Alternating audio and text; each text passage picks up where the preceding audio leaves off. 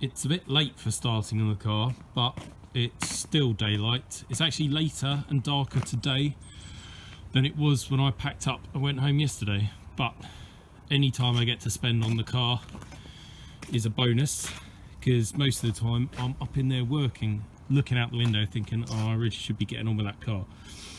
These are the plates. Last night I went round with the brushable seam sealer, so now they're all in. Happy with those. That's that bulkhead area done. That's my repair up there done. So now I'm going to make my flange for here. Going to use template out some brown paper and then hopefully weld that in. I still haven't decided yet whether I'm just going to seam weld down there. I probably will. I keep doing that. God damn it. Yeah, never mind. Yeah, I'll judge that after I've made the plate and looked at how well it fits against that edge.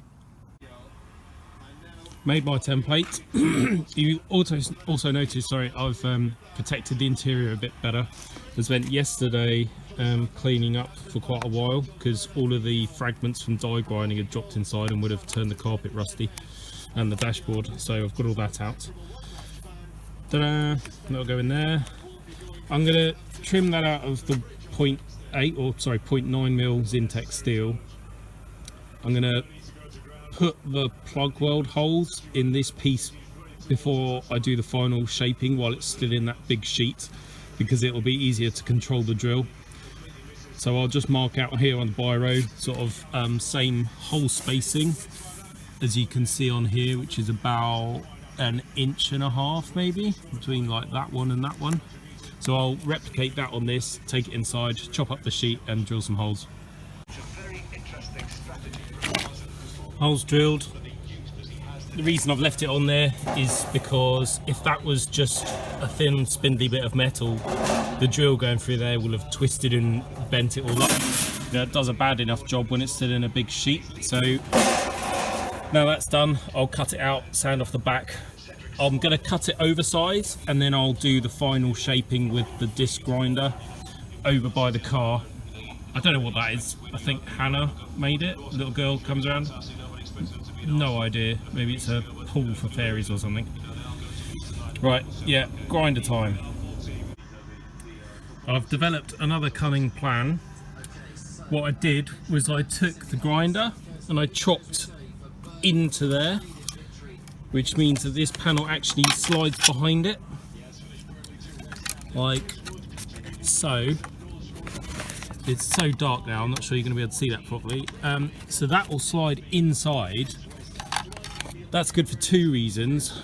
One is it's easier, there's less shaping to do on that part, because rather than butt up in a perfect curve, it disappears underneath. Two is that because that's underneath, I can do a really nice solid weld onto it. And then once it's in and I've plug welded along here, I can just take the sander and dress that front edge.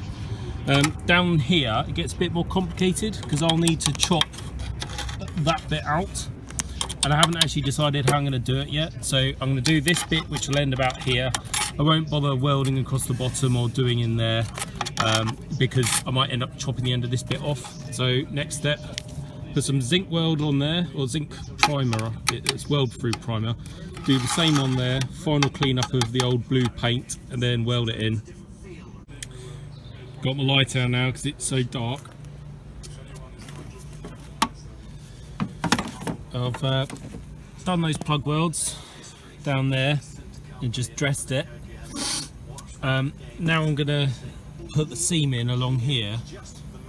I'm going to have to beat that so it's a nice even shape. It's a little slightly distorted, but I'll the neater I make it before I start welding, the better the weld will go. Right, that's welded in now. Came out pretty nice. Certainly better than what was before. I just need to put some etch primer on it, and then that's it for tonight, because it's pretty much pitch black. Welding at night time is really difficult because you just cannot see what you're doing. The helmet, the light reacting helmet, is either flashing off because of my light or because of the weld, but it means when you start you just cannot see what you're doing. So I think I'm gonna leave the welding for the daylight stuff and just do as much prep and sort of other work at night, because it's just not worth the hassle. Right, I'm just about to go home, but I thought I'd just show those bits with etch primer on. I'm not sure it's coming up too well in this light, but basically pretty happy. This near side A pillar is now completely rust free.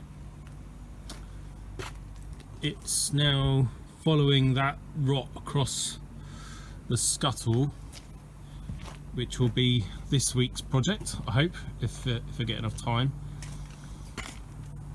This pillar is good, apart from that little bit of grot right at the top, but hopefully I won't need to disturb that bit.